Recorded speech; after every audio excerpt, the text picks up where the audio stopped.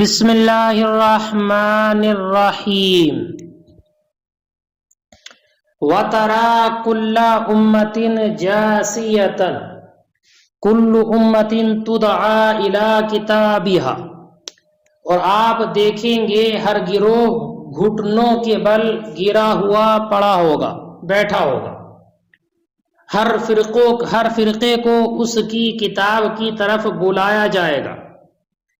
الیوم تجزون ما کنتم تعملون، آج تمہیں ان اعمال کا بدلہ دیا جائے گا جو تم کیا کرتے تھے۔ جاسیہ واحد مؤنث غائب کا صیغہ ہے، زانوں پر بیٹھنے والی،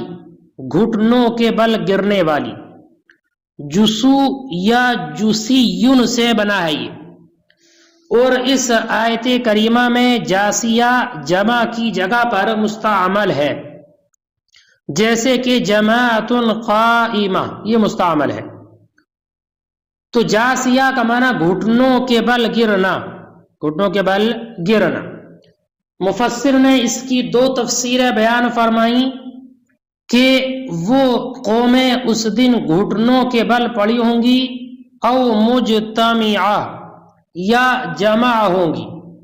یا وہ سب اکٹھے ہوں گے، اکٹھے۔ ابن ابو حاتم میں ہے کہ نبی اکرم صلی اللہ علیہ وسلم نے فرمایا، گویا کہ میں تمہیں جہنم کے پاس زانوں پر جھکے ہوئے دیکھ رہا ہوں۔ اور ایک حدیث پاک میں ہے کہ لوگ جدا جدا کر دیے جائیں گے اور تمام امتیں زانوں پر جھک پڑیں گی۔ ان دونوں حدیث میں دونوں حالتوں کو بیان کیا گیا ہے، دونوں حالتیں جمع کرتی ہیں۔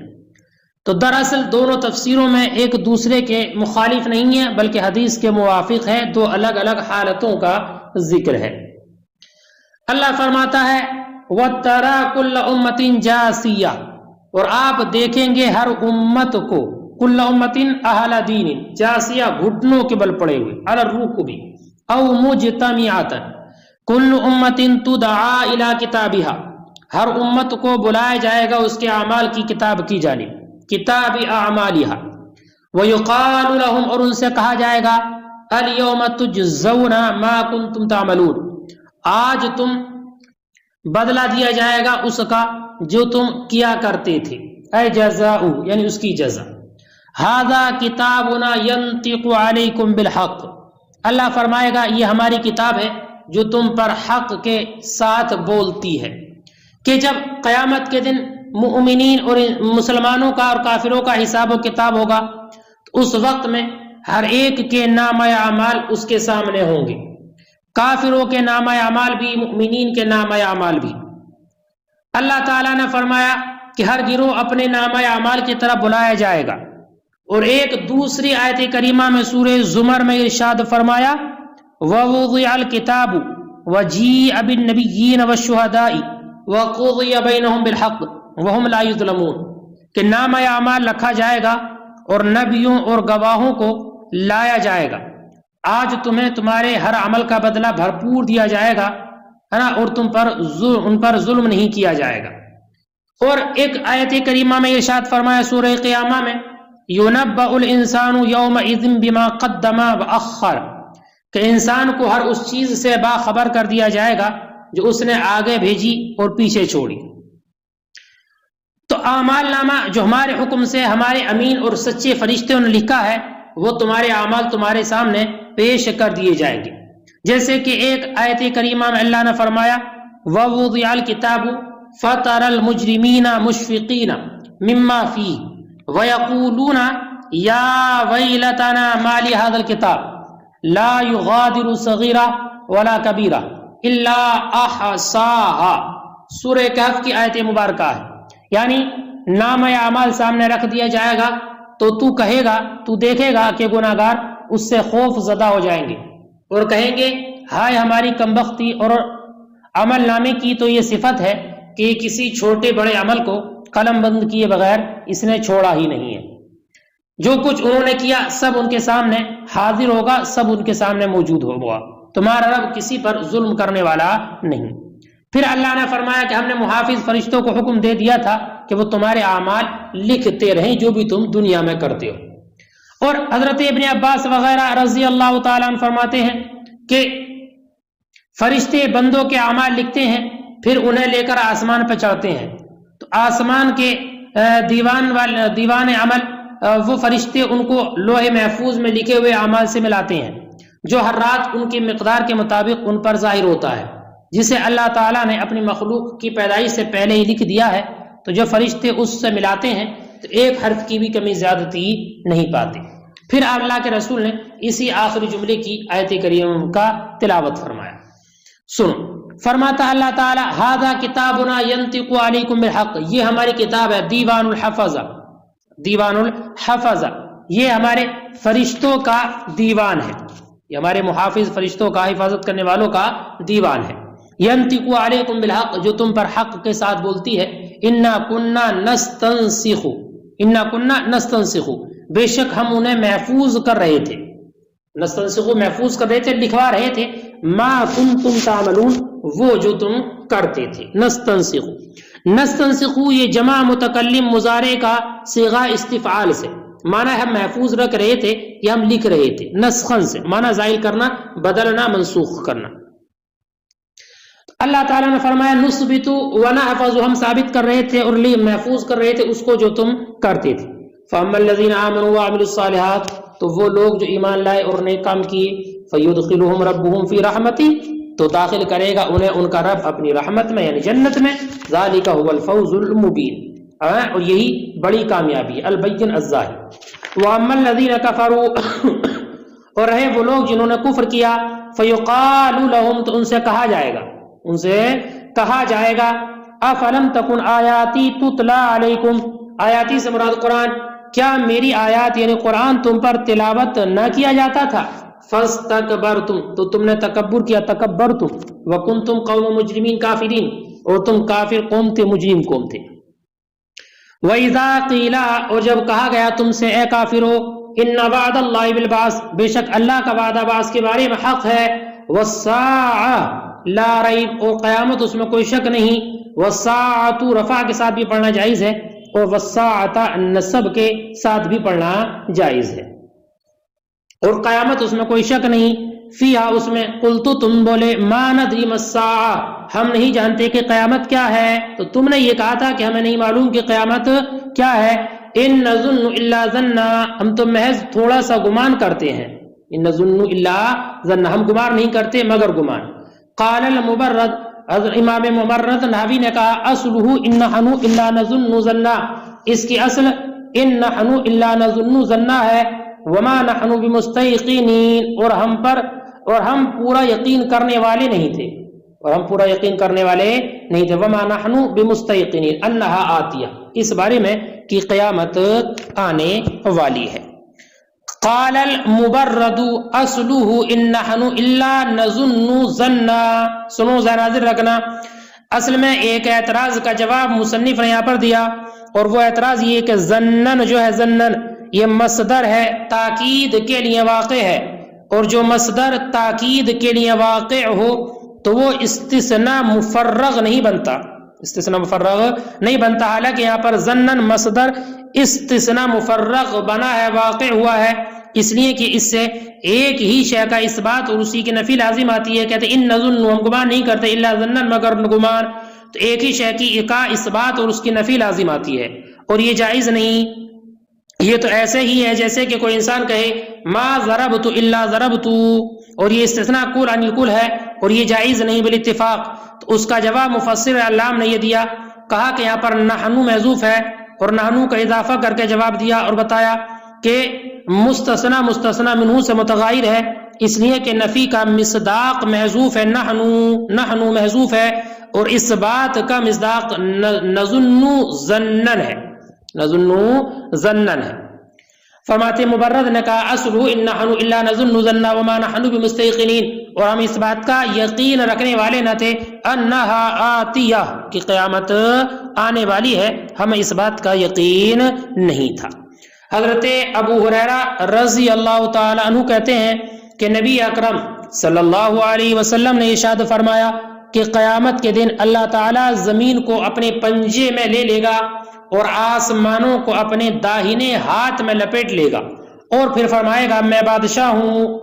ہوں، یعنی بادشاہت میرے علاوہ کسی اور کو سزاوار نہیں، میں ہی شہنشاہ ہوں۔ کہاں ہیں وہ لوگ جو زمین پر اپنی بادشاہی کا دعویٰ کرتے تھے؟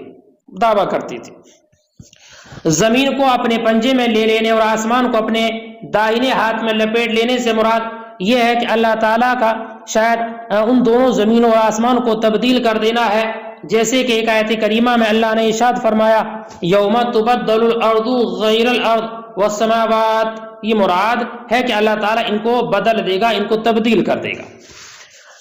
وَبَدَا ظَهَرَ لَهُمْ، اور ظاہر ہوں گے ان کے لیے ظاہر ہوں گی آخرت میں سیئات ما عملوا، وہ برائیاں ظاہر ہوں گی جو انہوں نے کی، فی الدنیا میں، اے جزاء یعنی ان کی جزا، وحاق بهم ما كانوا به يستهزئون، اور انہیں گھیر لے گی وہ چیز جس کا وہ مذاق اڑاتے تھے، نزل بهم ما كانوا به يستهزئون، وہ نازل ہوگی، وہ گھیر لے گی جس کا وہ مذاق اڑاتے تھے، یعنی عذاب ان پر نازل ہوگا۔ حضرت ابو بکر رضی اللہ تعالیٰ عنہ کی ایک حدیث ہے، وہ کہتے ہیں کہ ایک دن نبی اکرم صلی اللہ علیہ وسلم کے سامنے ایک شخص نے ایک آدمی کی تعریف کرنا شروع کی، وہ جس شخص کی تعریف کر رہا تھا وہ بھی وہاں موجود تھا، تو نبی اکرم صلی اللہ علیہ وسلم نے ارشاد فرمایا کہ افسوس ہے تم نے اپنے بھائی کی گردن کاٹ دی۔ آپ نے یہ الفاظ 3 بار کہے اور پھر فرمایا اگر تم میں سے کوئی شخص کسی کی تعریف کرنا ضروری سمجھے تو اس کو یہ چاہیے کہ وہ یہ کہے کہ میں فلاں کے بارے میں ایسا گمان رکھتا ہوں کہ وہ انسان نیک ہے، کیونکہ اس کی حقیقی حالت کیا ہے اس سے تو صرف اور صرف اللہ تعالیٰ ہی واقف ہے۔ وقیلا، اور کہا جائے گا الیوم ننساکم، آج ہم تمہیں بھلائے دیتے ہیں، کما نسیتم لقاء یومکم ھذا، جیسے کہ تم نے اس دن کی ملاقات کو بھلا دیا تھا، یعنی جب دنیا میں رہتے تھے تو تم اس دن کی ملاقات کو بھلائے ہوئے تھے اور کہتے تھے کہ حساب و کتاب نہیں ہوگا، مرنے کے بعد زندہ نہیں ہونا ہے، طرح طرح کی تم باتیں کہتے تھے، تو جس طریقے سے تم نے دنیا میں اس دن کو بھلا دیا تھا آج ہم تمہیں بھلائے دیتے ہیں۔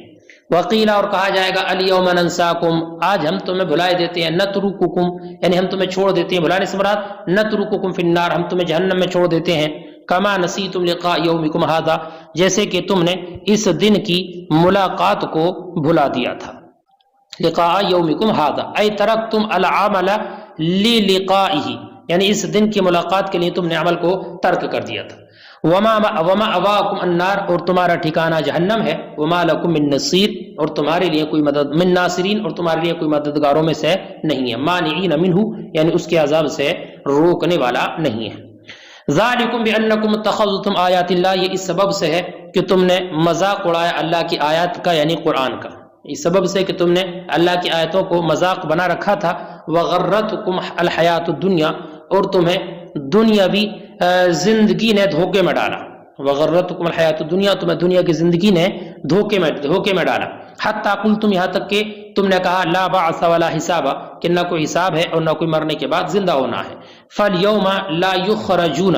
تو آج وہ نہ نکالے جائیں گے، یخرجون مجہول بھی ہے اور یخرجون معروف بھی ہے، بالبناء للفاعل والمفعول منها، اس سے یعنی جہنم سے، ولا هم یستعتبون، اور نہ ان کے لیے رضا جوئی کو قبول کیا جائے گا، نہ ان کے لیے عتبہ ضمہ کے ساتھ اس کا معنی رضا، اور سین یہ طلب کے لیے، تو ان کے لیے رضا کو طلب نہیں کیا جائے گا، معنی ہے اے لا یطلب منہم ان یرضوا ربہم بالتوبہ، کہ طلب نہیں کیا جائے گا ان سے کہ ان کا رب ان کی توبہ اور اطاعت سے راضی ہو جائے، لأنها لا تنفع یومئذ، اس لیے کہ آج ان کا توبہ کرنا اور یہ توبہ کے گناہوں کا استغفار کرنا ان کے لیے نفع نہ دے گا۔ حضرت صفوان ابن عسال رضی اللہ تعالیٰ عنہ راوی ہیں کہ رسول کریم صلی اللہ علیہ وسلم نے ارشاد فرمایا، اللہ تعالیٰ نے مغرب کی جانب ایک دروازہ بنایا ہے جو توبہ کا دروازہ ہے، اور جس کا عرض 70 سال کی مسافت کی مقدار ہے، اور یہ دروازہ اس وقت تک بند نہیں کیا جائے گا جب تک کہ آفتاب مغرب کی سمت سے نہ نکلے، یعنی مغرب کی سمت سے آفتاب نہ نکلے گا تو قبولیت کا دروازہ بند ہو جائے گا۔ اور اللہ تعالیٰ کے اس ارشاد کہ اس دن آئیں گی بعض نشانیاں تیرے پروردگار کی، نہیں نفع دے گا کسی جان کو ایمان لانا جو پہلے سے ایمان لانے والے نہیں تھے، اس کا یہی مطلب ہے کہ قرب قیامت اللہ تعالیٰ کے حکم سے آسمان پچھم سے نکلے گا، اور اس کے بعد سورج جب نکل جائے گا تو اب توبہ کا دروازہ بند ہو جائے گا، اور اب کسی انسان کی توبہ کو قبول نہیں کیا جائے گا. جیسے کہ سورہ انعام کی ایک آیت کریمہ میں اللہ نے فرمایا یوم یأتی بعض آیات ربک لا ينفع نفسا ایمانها لم تکن آمنت من قبل او کسبت فی ایمانها خیرا، کہ تمہارے رب کی بعض نشانیاں اس وقت میں ظاہر ہوں گی کہ جس وقت میں انسان کا ایمان لانا اس کو نفع نہ دے گا. فَلِلَّهِ الْحَمْدُ رَبِّ السَّمَاوَاتِ وَرَبِّ الْأَرْضِ، تو اللہ ہی کے لیے تمام تعریف. الوصف الجمیل یعنی وصف جمیل. علی وفاء وعدہ بالکذبین، جھوٹوں کے بارے میں اپنے وعدے کو پورا کرنے پر. رب السماوات ورب الارض، جو آسمانوں اور زمینوں کا رب ہے. رب العالمین، اور تمام عالمین کا رب ہے. اے خالق ما ذکر، ان تمام چیزوں کا پیدا کرنے والا ہے جو ذکر کی گئی. والعالم ما سوى اللہ، اور عالم وہ تمام چیزیں ہیں جو اللہ کے علاوہ ہیں. اور جمعہ اور عالمین کو جمع لایا گیا لاختلاف انواعہ، اس کے انواع کے مختلف ہونے کی بنیاد پر. ورب بدل، اور رب العالمین میں جو رب ہے یہ بدل ہے. وَلَهُ الْكِبْرِيَاءُ، اور اسی کے لیے ہے عظمت، اسی کے لیے ہے بڑائی. وَلَهُ الْكِبْرِيَاءُ فِي السَّمَاوَاتِ وَالْأَرْضِ، اور اسی کے لیے آسمان و زمین میں بڑائی ہے. وَهُوَ الْعَزِيزُ الْحَكِيمُ، اور وہی غالب ہے، عزت والا ہے، حکمت والا ہے. وَلَهُ الْكِبْرِيَاءُ وَالْعَظْمَةُ فِي السَّمَاوَاتِ وَالْأَرْضِ حال، یہ حال ہے کائنۃ فیہما، یعنی جو کچھ بھی اس میں ہوتا ہے سب اسی کے لیے ہے. وَهُوَ الْعَزِيزُ، اور وہی غالب ہے، الحکیم و حکمت والا. تقدم، یعنی اس کے مثل قبر میں آیت کریمہ میں گزر چکا ہے. حضرت عائشہ رضی اللہ تعالی عنہ فرماتی ہیں کہ ایک دن میں نے رحمت عالم صلی اللہ علیہ وسلم کو بستر پر موجود نہ پایا. میں آپ صلی اللہ علیہ وسلم کو تلاش کر رہی تھی کہ میرا ہاتھ آپ صلی اللہ علیہ وسلم کے پاؤں کو جا لگا. تو میں نے دیکھا کہ نبی اکرم صلی اللہ علیہ وسلم اللہ کی بارگاہ میں سجدہ ریز تھے، اور اپنے دونوں پاؤں مبارک کھڑے ہوئے تھے. آپ صلی اللہ علیہ وسلم اللہ کی بارگاہ میں یہ دعا کر رہے تھے، اللہم انی اعوذ برضاک من سخطک وبمعافاتک من عقوبتک واعوذ بک منک لا احصی ثناء علیک انت کما اثنیت علی نفسک. اے اللہ، میں تیری خوشنودی کے ذریعے تیرے غیظ و غضب سے، یعنی تیرے ان افعال سے جو ان افعال سے مجھ پر یا میری امت پر تیرے غضب کا ذریعہ بنے پناہ مانگتا ہوں. تیری معافی کے ذریعے تیرے عذاب سے پناہ چاہتا ہوں، اور تجھ سے تیری رحمت کے ذریعے تیرے قہر سے پناہ کا طلبگار ہوں. میں تیری تعریف کا شمار و احاطہ نہیں کر سکتا، تو ایسا ہی ہے جیسے کہ خود تو نے اپنی تعریف کی ہے. بخاری شریف، مشکاہ شریف کی حدیث پاک، مسلم شریف کی حدیث پاک ہے. اس حدیث سے معلوم ہوتا ہے کہ عورت کے چھونے سے مرد کا وضو نہیں ٹوٹتا، چونکہ حضرت عائشہ رضی اللہ تعالیٰ عنہ نے نبی اکرم صلی اللہ علیہ وسلم کے پاؤں اقدس کو ہاتھ لگایا تھا. جیسے کہ حنفیہ کا مذہب یہی ہے کہ عورت آدمی کو چھو لے تو اس سے وضو نہیں ٹوٹتا ہے.